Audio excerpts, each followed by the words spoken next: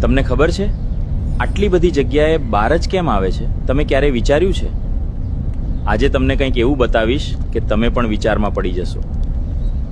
1 ફૂટમાં 12 inch, 1 ડઝનમાં 12 નંગ, સ્કૂલનું ભણતર 12 ધોરણ સુધી, 12 ધોરણ પછી ડિગ્રી કોર્સ, ઘડિયાળમાં 1 થી 12 આંકડા, 1 વર્ષના 12 મહિના, દિવસના 12 કલાક, રાતના 12 કલાક, મધ્યાહન 12 વાગે, મધ્યરાત્રિ પણ 12 વાગે, 12 જ્યોતિર્લિંગ, ભગવાન શ્રી કૃષ્ણનો જન્મ રાત્રે 12 વાગે, ભગવાન શ્રી રામનો જન્મ બપોરે 12 વાગે, તપ તો 12 વર્ષનું, ગુજરાતી ભાષાના 12 સ્વર એટલે કે 12 અક્ષરી, જ્યોતિષ શાસ્ત્રમાં 12 રાશિઓ, ગુજરાતી કહેવતો અને લોકવાણીમાં પણ 12નું એટલું જ પ્રભુત્વ.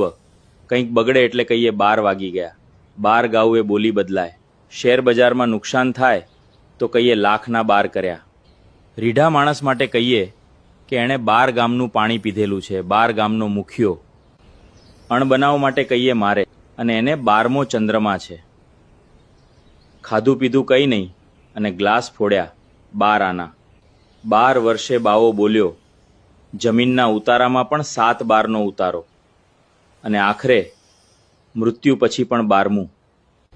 પણ આ બધામાં 12 જ કેમ? 11 કેમ નહીં? 13 કેમ નહીં?